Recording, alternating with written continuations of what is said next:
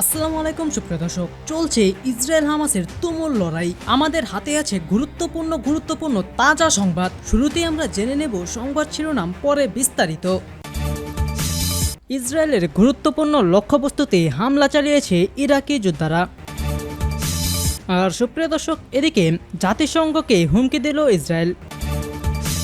শুরুতেই থাকছে, এবার ইসরায়েলের গুরুত্বপূর্ণ লক্ষ্যবস্তুতে হামলা চালালো ইরাকি যোদ্ধারা। গোলান মালভূমিতে ইসরায়েলের গুরুত্বপূর্ণ লক্ষ্যবস্তুর ওপর হামলা চালিয়েছে ইরাকি যোদ্ধারা।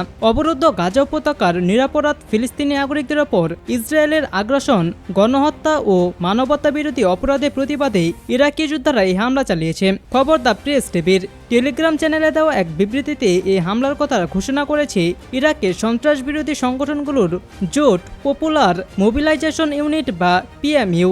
বিবৃতিতে বলা হয়েছে, ইরাকি যোদ্ধারা ড্রোন দিয়ে ইসরায়েলি অবস্থানে হামলা চালায়। গাজায় ইসরায়েলের আগ্রাসন বন্ধ না হওয়া পর্যন্ত এই ধরনের হামলা অব্যাহত থাকবে বলেও ঘোষণা করেছে তারা। এর আগে গত 20 এপ্রিল ইরাকি যোদ্ধারা অধিকৃত গোলান মালভূমির গুরুত্বপূর্ণ ইসরায়েলি অবস্থানে হামলা চালিয়েছিল। ইরাকি প্রতিরোধ যোদ্ধারা মধ্যপ্রাচ্যের বিভিন্ন দেশে অবস্থিত মার্কিন ঘাঁটিগুলোতেও হামলা চালিয়ে আসছে। গত 7 অক্টোবর ইহুদিবাদী ইসরায়েল গাজা উপত্যকার উপর যে বর্বর আগ্রাসন শুরু করেছে, তার প্রতি অকুণ্ঠ সমর্থন দিচ্ছে আমেরিকা। এর প্রতিবাদ জানিয়ে ইরাকের ইসলামী প্রতিরোধগামী যোদ্ধারা মার্কিন অবস্থানেও হামলা চালাচ্ছে। আর এদিকে জাতিসংঘকে হুমকি দিল এবার ইসরায়েল। খুনির কদর্যতা ঠিক কতটা সীমা ছাড়াতে পারে তার উদাহরণ হিসেবে হয়তো একদিন ইতিহাসের পাতায় লেখা হবে ইসরায়েলের কথা। এমনিতে বর্তমানে জবরদখলের প্রতিশব্দ হিসেবে অভিধানে স্থান করে নিয়েছে ইহুদিবাদী দেশটির নাম।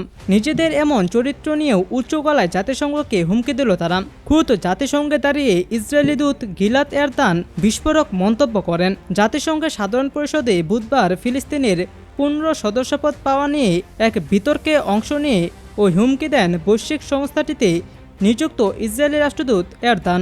শুধু তাই নয়, ফিলিস্তিনিরা রাষ্ট্রে মর্যাদা পাওয়ার জন্য উপযুক্ত নয় বলেও মন্তব্য করেন ইসরায়েলি এ কূটনীতিক। গিলাদ এরদান বলেন, অচিরেই বিশ্ব জেগে উঠবে আর জাতিসংঘের ডেকে আনা বিপর্যয় দেখতে পাবে। ভবিষ্যতে শিক্ষার্থীরা জাতিসংঘের পতন নিয়ে পড়াশোনা করবে, যেখানে সংস্থাটির নৈতিক অধপতন ও অন্ধত্ব নিয়ে জানবে। এ সময় নতুন একটি বৈশ্বিক সংস্থা গড়ে উঠবে বলেও মনে করেন গিলাদ এরদান, যাদের শক্তিশালী নৈতিক ভিত্তি, গণতান্ত্রিক মূল্যবোধ এবং সন্ত্রাসীদের সমর্থন দেওয়ার কোনো ইচ্ছা থাকবে না।